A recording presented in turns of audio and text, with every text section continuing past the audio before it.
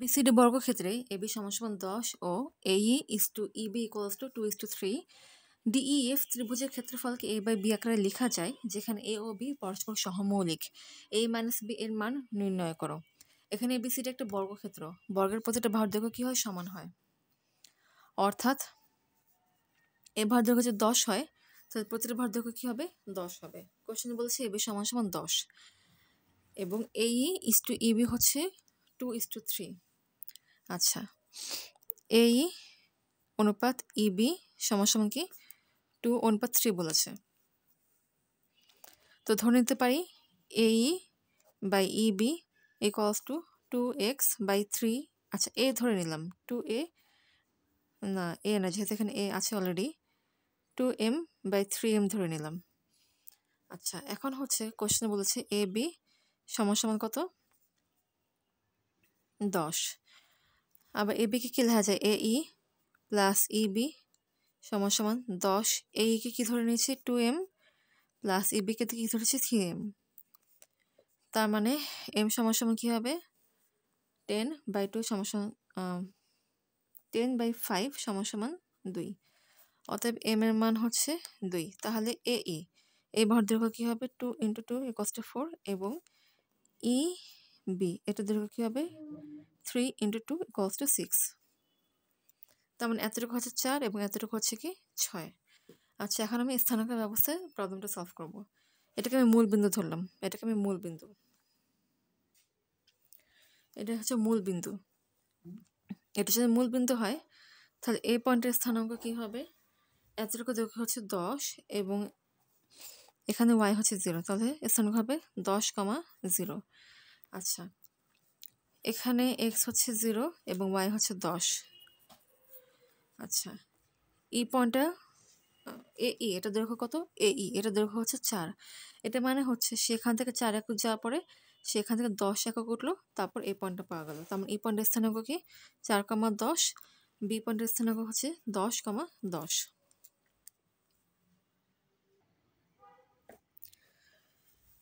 এখন এই ছেদবিন্দু এটার স্থানাঙ্ক ধরে নিলাম হচ্ছে x, y ধরে নিলাম। আচ্ছা, এখন হচ্ছে ইসি এই সরলরেখার সমীকরণ বের করতে যাচ্ছি। ইসি সরলরেখার ঢাল কি হবে? y1 - y2 অর্থাৎ 0 - 10/x1 - x2 অর্থাৎ 10/-4। 0 - 10/10 - 4 ইকুয়ালস টু -10/6 সমান হচ্ছে -5/3। আচ্ছা, এরপর হচ্ছে CF এটা ঢাল কি হবে? খেয়াল করে, এটা কিন্তু ইসি এর ঢাল বের করছি। ইসি এর ঢাল কি? y1 - y2/x1 - x2। এখন CF এটা ঢাল কি হবে? y1 - y2/x1 - x2 -y/10 - x।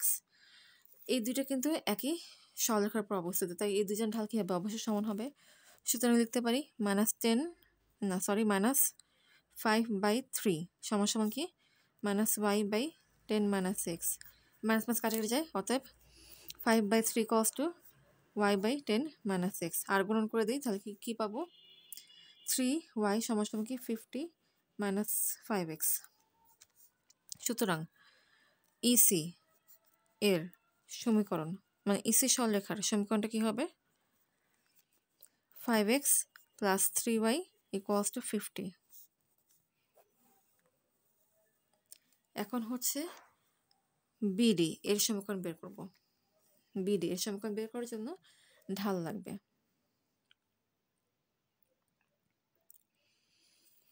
তার আগে বিডি এর রেখার ঢাল কি? y1 - y2/x1 - x2 সমান কি? -10/-10 সমান কি? 1। আবার ডিএফ এটা ঢাল কি?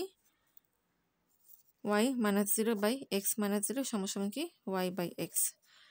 এখন বি ডি এবং ডিএফ এরা কিন্তু একই সরলরেখার অংশ, অতএব এই দুটো ঢাল কী হবে? ইকুয়াল হবে। সুতরাং y/x = 1, সুতরাং y = x। এখন এই সমীকরণে y মানটা বসাই, তাহলে কি পাবো? 5x + 3x = 50, অতএব x সমান কি হবে? 50/8 বা 25/4। সুতরাং x সমান y সমান 25/4। যেহেতু তোমরা সেকেন্ডারিতে আছো, অনেক কিছু তোমরা অ্যাডভান্স জানো, এই জন্য আই থিঙ্ক যদি আমি লাইন স্কিপ করি তোমরা ভালো মতো বুঝতে পারবে, বাট প্র্যাকটিস করবে নিজ হাতে কলমে। আচ্ছা, সো এখন এই পয়েন্টের স্থানাঙ্ক জানলাম। তাহলে ডিইএফ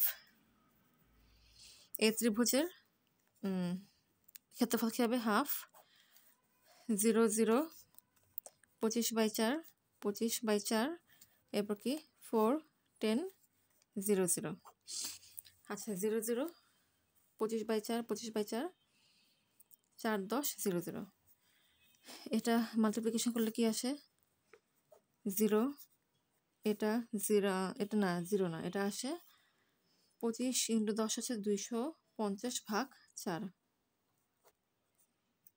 আচ্ছা, এটা কি আসে? 0 আসে। এভাবে করবে, এটা -0, এভাবে করলে কি আসে? 4 4 কাটে যায় -25, এভাবে কি আসে? 0 আসে।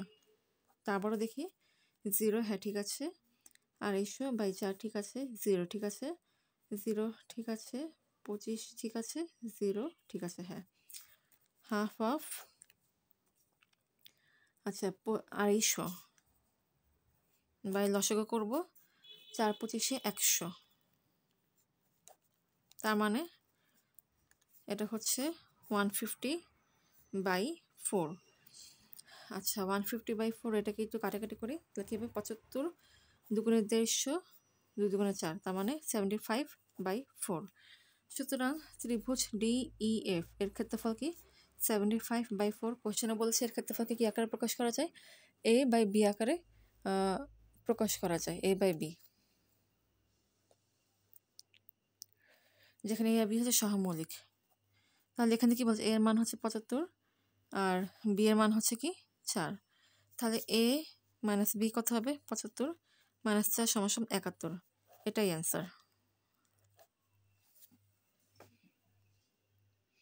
তোমরা কোন পদ্ধতিতে সলভ করো কাইন্ডলি আমাকে জানাবে। আমার কাছে আমার পদ্ধতি অনেক বেশি ইউনিক মনে হয়েছে।